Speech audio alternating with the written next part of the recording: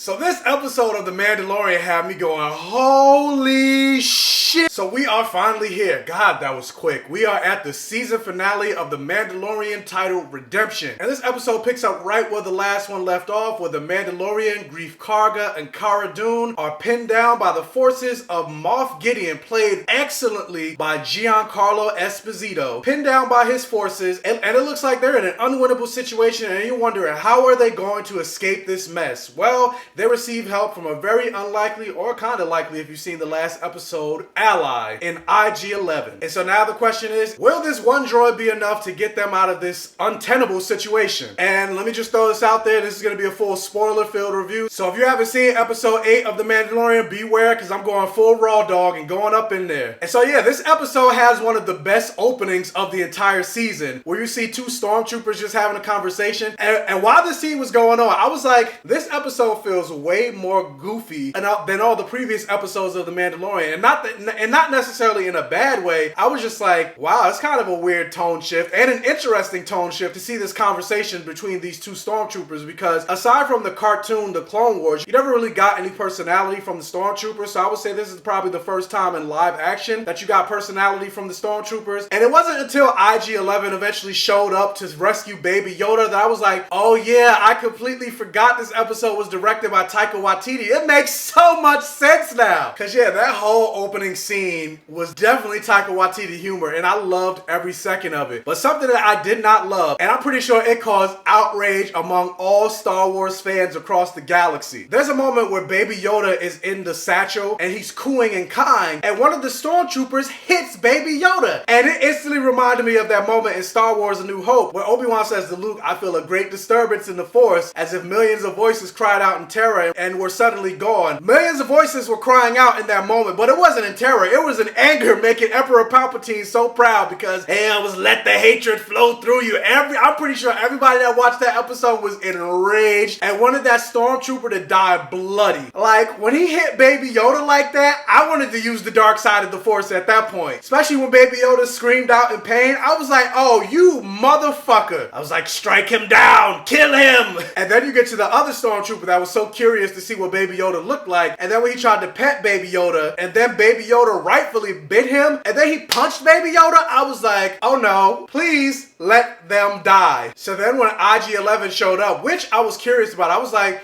okay, these two stormtroopers were on speeders, and last time we saw him, he was told to stay on the ship, and it looks like they were far away from the ship. So I was like, A, how did he get there so quickly? And then also, how did he know where they were going or where they were? But that's neither here nor there. He was there and he fucked them up. And actually, let me backtrack. The thing I love and thought was hilarious is they kept going with the theme that they kind of started in episode 6, where Bill Burr's character was saying, I was a sharpshooter with the Empire, and the Mandalorian was like, well, that's not saying much. And he's like, I'm not a stormtrooper, jackass. They kind of lean more into that in this episode, where one of the stormtroopers, there's a can not that far off, and so the stormtrooper tries to shoot it and he keeps missing. And the other stormtrooper tries to shoot it as well, and he misses as well, and he's looking at his blaster as if his blaster is the problem, like, oh, this blaster must be broken. And I'm like, oh my god.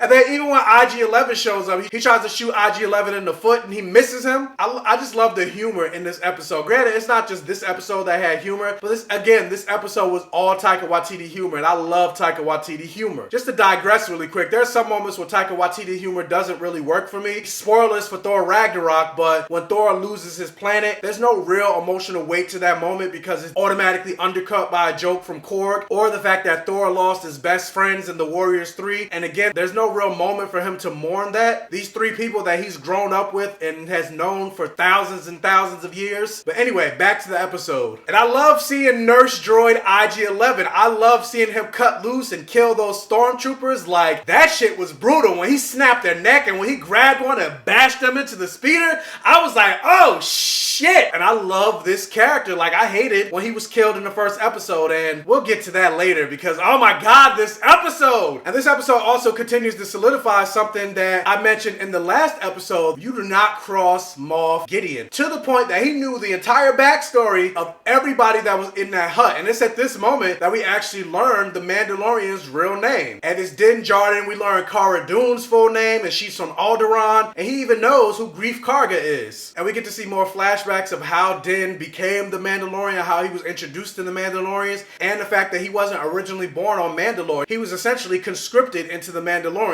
And the Mandalorians aren't a race, it's a creed, despite the fact that there is a Mandalore planet. After a quick back and forth between Moff, the Mandalorian, and his crew, Moff is like, look, y'all have until nightfall to come out with your hands up. I'm basically gonna kill you all. But thankfully, IG-11 comes in on that speeder that he took from the dead stormtroopers. He essentially gives our crew the opening that they need to start fighting back. As effective as these IG-11s are at fighting, I'm like, why doesn't everybody have these droids? Why didn't the Emperor have these droids as opposed to the useless droids that he had during the Clone Wars? Because these things are damn near nigh unstoppable, especially with the way they can move and they have eyes in the back of their heads and all. But also watching it was great, and it looks like they're about to win. But the Mandalorian takes some huge damage thanks to a blaster shot by Moff Gideon, and so they retreat back into the hut. And it's looking like the Mandalorian is not going to make it out alive. He's bleeding from the back of his head, and Cara Dune tries to say to him, like, look, in order to save you, I need to take your helmet off. Because of the creed of the Mandalorian, and nobody's supposed to look upon his face, he would rather die than to have her save him. And Moff Gideon sends a stormtrooper inside, and this stormtrooper, the design of it, which I did like, but this version reminded me of like a gangster stormtrooper. How you know how you see gang members with like the red bandanas covering their mouth? That's kind of what this stormtrooper looked like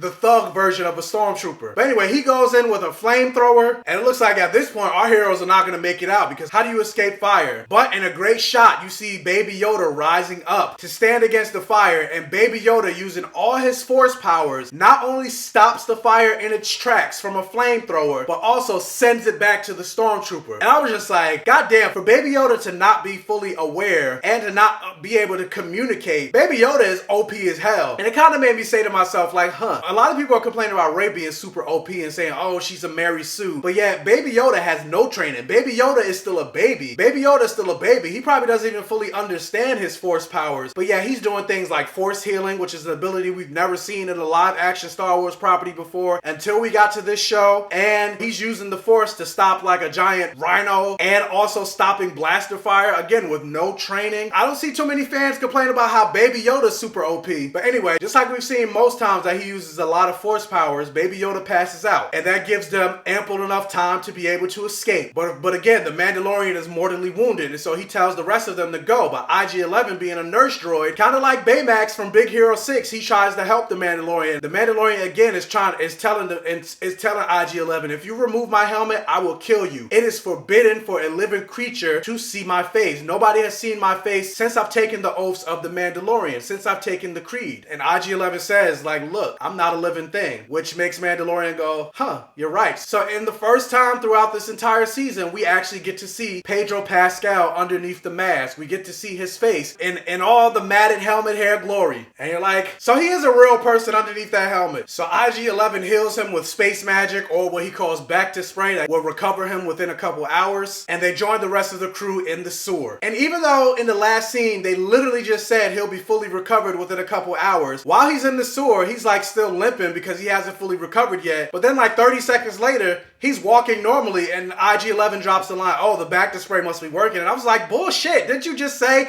it's gonna take a couple hours for him to recover, but now he's walking full strength? Whatever, I'll forgive it. It's super science, where they have lightsabers and droids and hyperspeed, so it is what it is. But I was like, it's kind of weird for him to recover, like literally recover that quickly, especially when they just said it's gonna take a couple hours. But anyway, as they're trying to escape, they run into another situation where a bunch of Moff Gideon's forces are waiting for them on the other side of the sewer. And in a very Terminator 2 way, IG-11 decides to sacrifice himself to save the rest of the team, because he says to the Mandalorian that, look, my original programming for episode 1, where I have to self-destruct if I'm going to get caught, because I cannot get caught. If we continue on this course, we are going to get caught. And so IG-11 decides to sacrifice himself and self-destruct himself and save them in the process from the ensuing blast to allow them to escape. And the Mandalorian is actually sad that IG-11 is going to kill himself. And he's like, no, don't do it. There's another way. And this is a great character moment, because from episode 1 on, there's always been this running theme that the Mandalorian does not trust droids. And I'm assuming now you figured out that the reason he doesn't trust droids is based on that flashback that you got from this episode, that it was an entire droid army that took out his family and friends and neighbors. But here you have a droid that not only saved his life, but this droid was the first creature to look upon his face, and now a droid that he actually trusts. And how poetic and how much character growth is that? The fact where you get this character from where he first started to now where he ended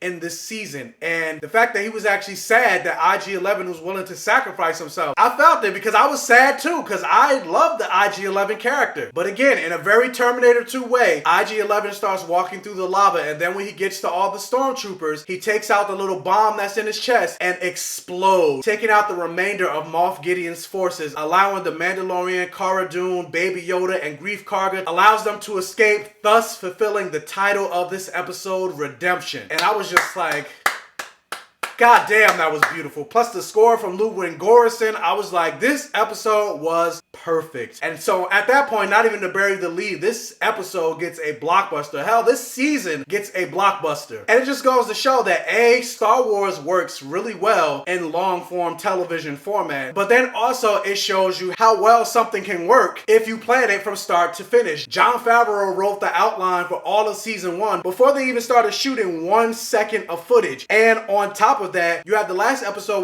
was directed by Deborah Chow, and then you have this episode directed by Taika Waititi. They both set each other up, unlike this new trilogy of Star Wars movies with The Force Awakens, The Last Jedi, and now The Rise of Skywalker. Like, and I'm not going to go into the movie fully. You can go back and watch my review of The Rise of Skywalker, but none of those trilogies were planned. And then also, each director didn't help each other. Instead of tossing a layup for the next one to dunk, it felt like Rian Johnson and J.J. Abrams were basically playing tug of war. And The Mandalorian being another live-action Star Wars property that's out and being directed by multiple directors, it just goes to show that if you work together, if you plan something out, regardless of it being different directors, it can work. So bravo to The Mandalorian, to episodes 7, 8, and 9. But right when this episode, but then right when you think the episode is over, it ends in the moment that I feel like will boost this review up even higher than a blockbuster, but I don't have a review higher than a blockbuster, a mega blockbuster. You find out Moff Gideon has a Darksaber. I was like, oh shit!